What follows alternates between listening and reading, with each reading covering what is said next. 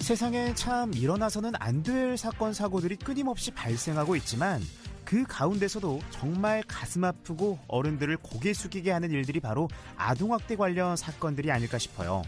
한 아동보호 전문가는 우리나라 아동학대 예방의 역사가 어린 영혼들의 희생을 토대로 개선돼 왔다는 뼈아픈 지적을 하기도 했는데요.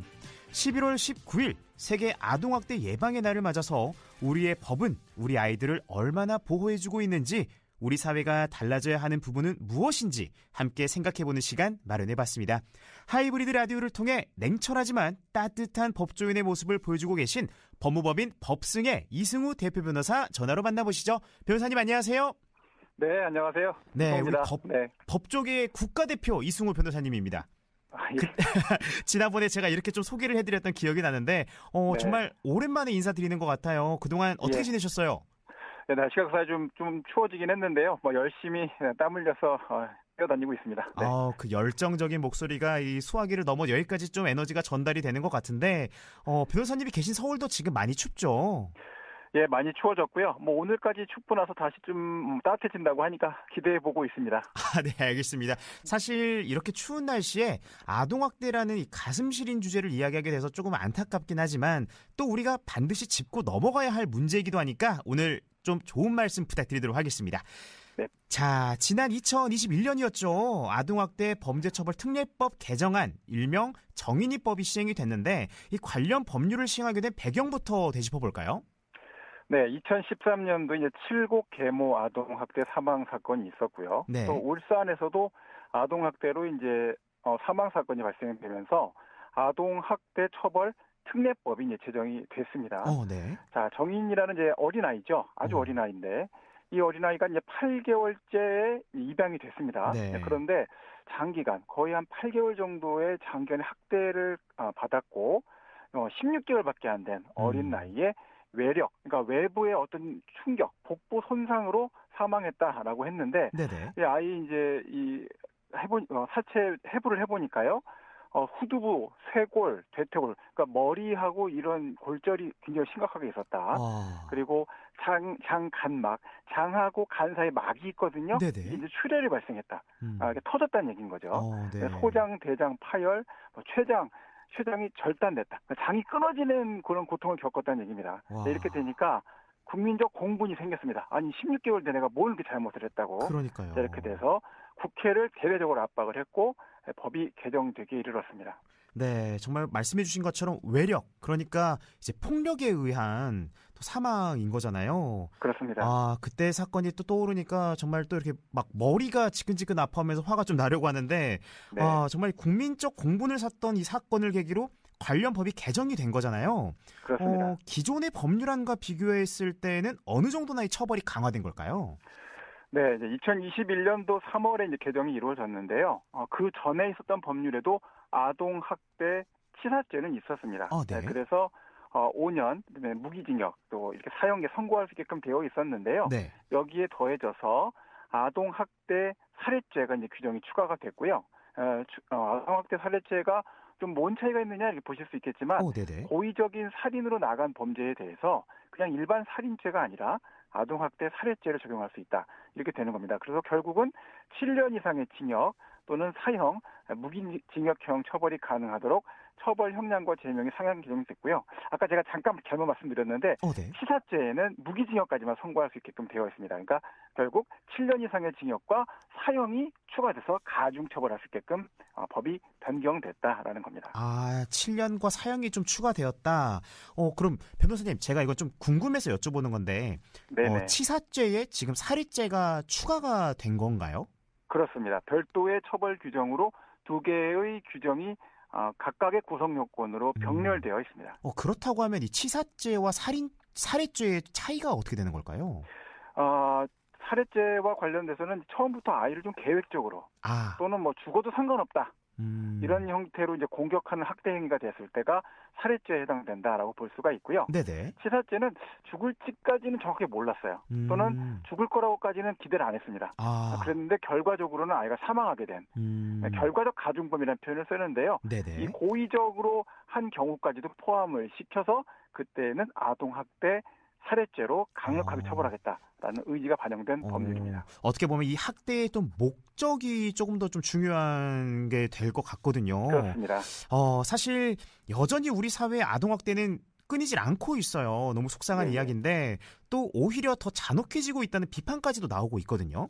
네. 최근 이 5세 아동을 학대로 숨지게 한 태권도 관장이 재판을 받고 있기도 한데 이 정인이법 시행 이후에도 발생하고 있는 이 아동학대 사례들을 몇 가지 좀 들어주시겠어요? 네, 뭐 대표적인 사건이 이제 인천 초등학생 아동학대 사망 사건. 그 아이 이름이 밝혀져 있죠. 이시우 군이라고요. 네네. 자, 그 아동학대 살해 사건이 있었습니다. 대법원에서 이제 계모 A 씨에게 그 원심, 고등법원까지는 적용하지 않았던 아동학대 살해죄의 미필적구를 인정해서 다시 판단하라라고 이제 고등법원으로 내려보낸 사건이 있습니다. 최근 이제 제가 근무하고 있는 곳에서도 그 어머니께서 또는 또 관련되신 분들께서 계속 피켓 시위를 1인 시위를 하고 계세요. 자, 그리고 이 태권도장 이 사건은 정말 제가 생각할 때 좀 황당하다 생각이 좀 많이 들었는데요. 네네, 맞아요. 네, 5살 유아를 말아서 세워놓은 매트 구멍으로 그 아이보다 크지 않습니까? 그렇죠. 그걸 그냥 넣어놓은 것도 사실 학대 행위인데 거꾸로 넣어놓은 상태로 27분 동안 방치했다는 거거든요. 사실 몸을 제대로 가눌 수 없는 나이입니다. 5세면. 맞아요. 자, 그러니까 이제 아동학대 살해죄 혐의로 기소가 돼서 현재 학원 원장인 태권도 학원 원장이 재판을 받고 있습니다. 제가 뭐 제 개인적으로 생각했을 때는 이게 정말 이게 그냥 너무 좀 목적이 확고해 보이긴 하거든요. 네네. 아이보다 더 큰 이 매트 구멍에 똑바로도 아니고 똑바로 넣는 것도 절대 안 되지만 거꾸로 넣어서 27분 동안이나 방치해놨는데 이거 정말 사실 이런 아동학대 사례 가해자들 이야기를 또 들어보면은 또 하나같이 학대의 의도는 없었다, 뭐 훈육 혹은 뭐 장난이었다 이런 변명을 늘어놓곤 하는데 이 법적으로 이 아동학대의 기준이나 범위는 어떻게 규정이 되어 있을까요? 네, 우선 세상에 이런 방식의 훈육을 할 수 있을까 이런 생각이 들기 때문에 전혀 전 설득력이 없다라는 생각이 들고요. 좀 설명을 드리면 훈육이라는 것은 이 아이 대상에 대한 관심 그리고 교육적 목적이 분명히 있어야겠죠. 그런데 오히려 대상에 대한 분노 감정 이것만이 근본적인 이유다 그렇게 볼 수는 없을 거다라고 생각을 합니다. 또 이제 보호자를 포함해서 성인이 아동의 건강이나 복지를 해치는 또 정상적 발달을 아주 저해할 수 있다라고 보이는 신체적, 정신적, 또 성적 이런 가혹행위를 한다. 또는 유기하거나 방임한다. 아프거나 다쳐 있는데도 그대로 방치한다. 이걸 우리가 이제 아동학대라고 하는데요. 자, 이 점과 관련돼서 우리가 훈육이냐 아니냐에 대한 문제는 교사, 보호자가 정당한 교육활동 또는 생활의 지도 그런 행동이 되느냐 안 되느냐 이것을 법에서도 좀 더 엄격하게 따져보라는 규정을 두고 있습니다. 네, 이 정당한 교육 활동과 학생 생활 지도는 아동학대로 보지 않는다라고 좀 말씀을 해주셨는데 사실 이 교육 행위와 학대 행위를 정확하게 구분하는 것도 쉽지가 않을 것 같거든요. 네, 굉장히 말씀하신 대로 굉장히 어렵습니다. 맞아요. 우리 아주 유명한 속담이 있죠. 열길 물속은 알아도 한길 사람 마음속 어떻게 알겠냐. 맞습니다. 이런 속담이 있지 않습니까? 진짜 그때 교육 목적으로 했는지 이게 학대인지 평가하는 일은 참 간단한 일은 아닙니다. 자, 그렇지만 행위 발생 당시로 우리가 돌아가 봐서 그때를 기준으로 해서 교육의 목적이나 의사 또는 그중에서도 수단 중에 최소 침해의 함정 선택을 했는지 또 이런 행동이 불필요하게 반복되지 않았는지 이런 것을 기초로 해서 보호자 또는 가해 성인 또는 교사의 학대 행위와 이제 교육 행위를 이제 구분해 볼 수 있지 않겠는가라고 생각을 하고요.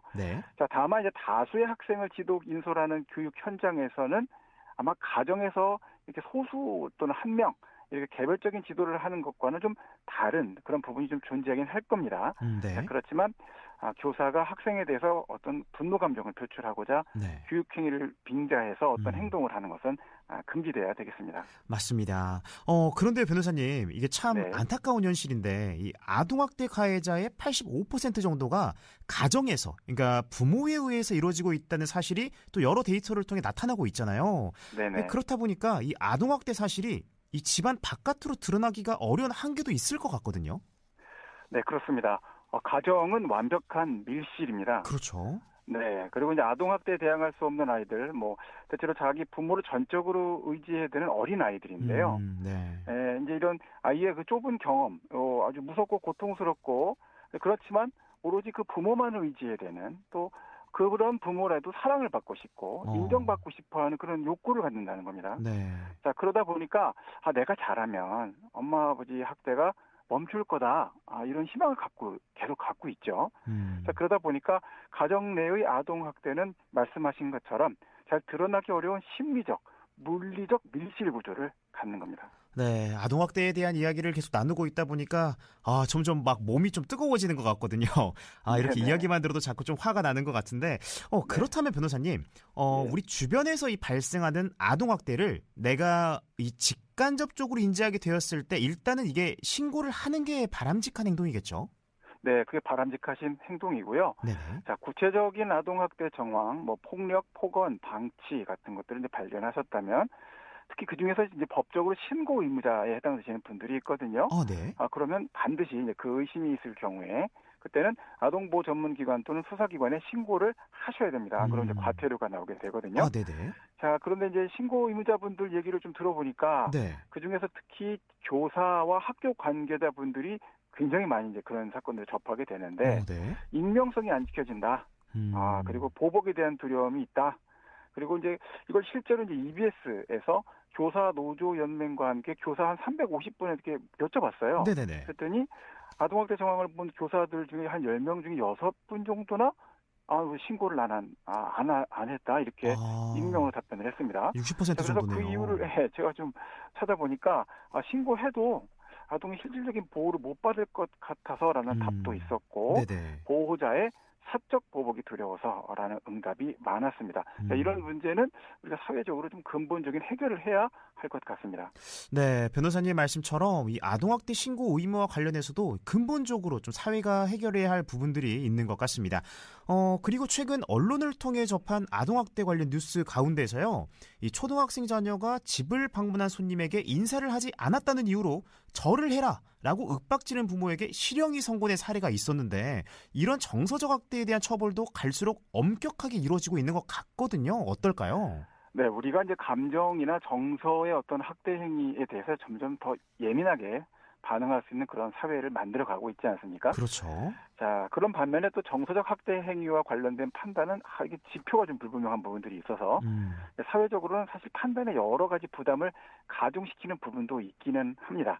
네네. 분명히 아동 정서가 보호되어야 된다라는 거에 대해서는 모두 다 동일하게 생각하실 텐데, 자 그렇지만 또 다양한 훈육 과정과 교육 과정에서 분명히 아이의 자유가 어느 정도는 좀 제한돼야 될 때도 필요하고 네. 또 인격적인 타이름만 갖고 해결되지 않는 부분이 있다. 이거는 많은 분들이 아마 인지하실 거예요. 네네, 그렇죠. 자, 최근 절을 하라고 이제 했던 아버지에게 실형 선고된 사안은요, 단순히 그 표현만 갖고 된 건 아니고 네. 반복적인 정서학대니까 기존에 있었습니다. 그리고 이제 항공법 위반, 승무원을 상대로 폭언을 퍼붓고 이런 행동들 했던 폭력 범죄와 이제 아내에 대한 가정 폭력이 있었습니다. 그러다 보니까 네네. 이 여러 가지를 합쳐서 정서적 학대 행위를 포함한 여러 사안을 포함해서 이제 1년의 실형을 선고했던 사안인데, 네네. 자, 우리가 훈육과 교육도 또 감정과 정서적 자유를 고려해서 우리의 시대에 부합하게 업그레이드해 나가야 된다는 점은 분명한 것 같습니다.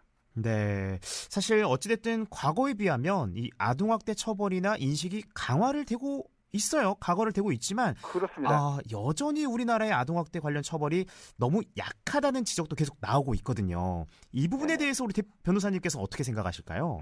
네, 이제 처벌이 강화되어 나가야 된다는 점에 대해서는 이름 타당하다 저는 생각을 하고요. 네네. 자, 한편으로는 이제 좀 우려도 좀 있긴 합니다. 그러니까 좀 설명을 드리면 정인이 사건이나 그다음에 인천 초등학생 아동학대 살해 사건처럼 이는 강력하게 사망하거나 크게 다치는 사건이 발생했을 때는 국가적으로는 굉장히 강력한 제재를 가하고 형사적으로 강력한 처벌을 할 필요가 있다라고 저도 생각을 합니다. 네. 자, 그렇지만 비교적으로 이제 중하지 아니한 부모와 자녀 사이의 학대 행위에 대해서 모두 국가가 강력하게 개입을 해야 되느냐? 요거는 좀 서로 좀 신중하게 고민을 해봐야 되는 것이 아닌가라는 생각이 들고요. 결국 요약하자면 심각한 사건은 아주 강력하게 엄단을 하고, 자, 그렇지 않은 사건에 대해서는 사안의 경중을 아주 잘 살펴서 적절한 대응을 할 수 있도록 그런 다양한 사례 경험이 시스템 전반에 좀 누적되도록 하는 것이 매우 중요하다라고 생각합니다. 네, 이 무조건 법의 잣대를 들이기보다는 또 사안의 경중을 살펴서 적절하게 대응하는 것이 좀 중요하다라고 좀 말씀을 해주셨고요. 더불어서 이 아동학대를 당한 아이들을 보호하고 이 치유하는 과정도 정말 중요할 것 같아요. 이 부모와 분리조치된 아이들이 갈 수 있는 곳이라든지 또 사회적으로 보호할 수 있는 장치는 좀 마련이 좀 잘 되어 있을까요?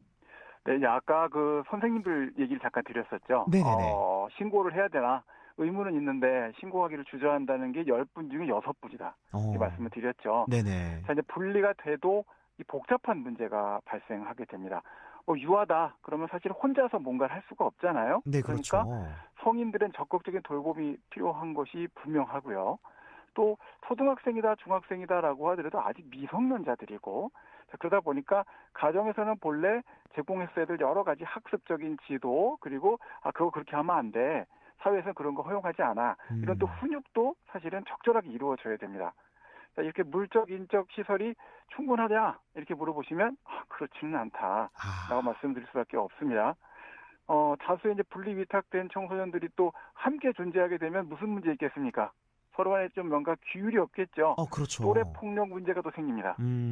그리고 사회적 학습이 잘 이루어져야 되는 그런 중요한 시기에 물리적으로 굉장히 좋지 않은 이런 생활 습관이 자리 잡게 될 수 있는 이런 문제들도 또 남게 되는데요. 네네네. 자, 여기에 결국은 우리 사회가 이러한 문제들에 대해서 얼마나 충분한 예산을 투입할 의지가 있느냐 이게 아주 많은 고민이 좀 필요한 것 같습니다. 네네. 돈을 쓸 곳은 많고요. 그렇죠? 세수를 걷어들이기는 항상 여러 가지 어려움이 있으니까 고민이 필요한데, 이 점에서 아까 말씀드렸던 바와 같이 아동학대를 신고한 교사들이 한번 이제 지도했던 학생의 가정으로부터 분리 또는 분리 위탁 이렇게 변화가 있었었는데, 거기서부터 부정적 경험을 하게 되면 딱 한 번만 그런 걸 경험하게 된다 하더라도 그런 이제 부정적인 어떤 신고를 하지 않는 쪽으로 나아갈 수가 있어서 네네. 이런 문제를 그 선생님들이 좀 약간 뭐가 좀 부정적이다 이렇게만 볼 것은 아니고 네네. 우리가 솔직하게 좀 인정을 하고 현실을 인정하고 이걸 좀 어떻게 슬기롭게 해결해 나갈 것인지 이거를 이제 그런 과제로 좀 받아들이면 좋을 것 같습니다. 네, 사실 오늘 이렇게 변호사님께서 의미 있는 말씀을 정말 많이 해주셨는데 이 무엇보다 이런 아동학대가 발생하지 않도록 하는 것이 가장 최우선이잖아요. 그렇습니다. 아동학대를 예방하기 위해서 우리 사회가 좀 전반적으로 해야 하는 노력이 있다라고 하면 어떤 노력이 필요할까요? 네, 학대라는 게 결국은 정신적인 스트레스를 받은 상태에서 특정 대상에게 퍼붓는 과정에서 주로 발생한다라고 저는 생각을 합니다. 네. 스트레스, 불안감, 분노 감정 관리는 진행자님과 저를 포함해서 모든 현대인이 겪는 공통의 숙제인 것 같고요. 맞아요. 네, 부모가 이제 가정에서 자녀를 훈육하는 현실적인 방법이나 또는 자기의 부정적인 감정 또는 스트레스를 해결하는 방법을 좀 잘 이렇게 학습할 수 있다면 또 그런 다양한 심리적 정서적인 공유 프로그램들이 좀 있다면 좋지 않을까 생각이 들고요. 네네네. 또 이제 그 중에서도 고민과 걱정 이거 사실 혼자 고립돼 갖고 해보면 정말 진짜 죽을 맛이거든요. 그럼요. 네, 그러니까 이런 것들이 폭력으로 이어지지 않도록 마음속에서 소용돌이치는 경제적, 사회적 걱정, 고민 이런 것들을 좀 슬기롭게 해결해 나갈 수 있는 국가, 사회 그리고 지역 그 공동체의 협력적인 노력이 좀 필요하다라고 생각합니다. 네, 맞습니다. 우리 변호사님께서 말씀해 주신 것처럼 이 국가와 사회 그리고 지역의 협력적 노력이 꼭 필요하다라는 생각이 드는데 좀 갑작스러운 질문일 수도 있을 것 같아요. 우리 변호사님께서는 혹시 스트레스를 어떻게 해소하시나요? 예, 저는 운동으로 이제 풀으려고 노력을 하고요. 네네. 예, 진짜 많이 힘들 때는 그냥 잡니다. 운동으로도 풀리지 않을 때는 또 잠으로 이렇게 해소를 하신다. 네, 그렇습니다. 또 저는 이렇게 우리 법무법인 법승의 대표 변호사님은 어떤 식으로 스트레스를 해소하나 궁금해서 여쭤봤는데 별반 저랑 다를 건 또 없어가지고. 자고 일어나면 조금 낫지 않습니까? 네, 그거 잡니다. 맞아요. 네. 저도 평소에 좀 그렇게 행동을 했는데 나도 좀 현명하게 해소를 했구나 이런 생각도 좀 들었습니다. 훌륭하십니다. 네. 감사합니다. 아동이라는 단어와 학대라는 단어가 동시에 붙는 일이 없도록 늘 우리 주변의 아이들을 돌아보고 따뜻한 관심을 보여줘야 하지 않을까 싶습니다. 변호사님 오늘 말씀도 잘 들었습니다. 감사합니다. 네, 감사합니다. 네, 지금까지 법무법인 법승의 이승우 대표 변호사와 함께했습니다. 잠시 우리 청취자 여러분에게